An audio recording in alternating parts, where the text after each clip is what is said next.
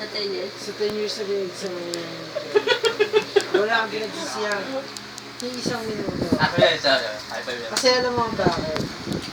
Kasi sa buong 10 years na yan, Major, sumo yan, sumo. siya lang yung minahal ko. Siya lang yung nagpakita sa akin na paano katulutulungan. Ito makita ko dyan. Paano ipakita sa iyo kung paano magmahal. Yan ang tunay na lalaki. Yan ang tunay na nagmamahal. Sa lahat ng pinagdaanan niyo, nasa ibabaw mamayo, o nasa ibaba, hindi niya ako binitawan. Kumbaga para sa akin, na-appreciate ko yung lahat.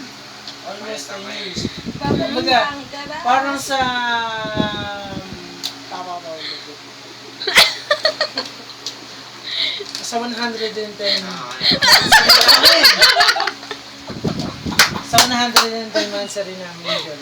Wala kang pinagsisisihan. Hindi lang wewan yun. Aba mag-compute ko. Tumingilan siya! Sorry, 109. 109. Babawi. Sorry. 109 months at na. Wala kang pinagsisisihan.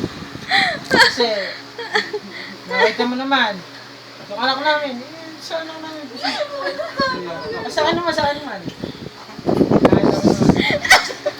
Sa lahat ng ups and downs namin sa buhay. Nasaan ba kami ngayon? Kami pa rin. Kasi kaya, di ba? Going strong.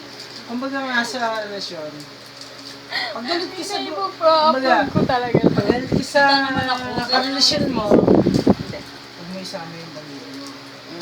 Kumbaga nga, give and take.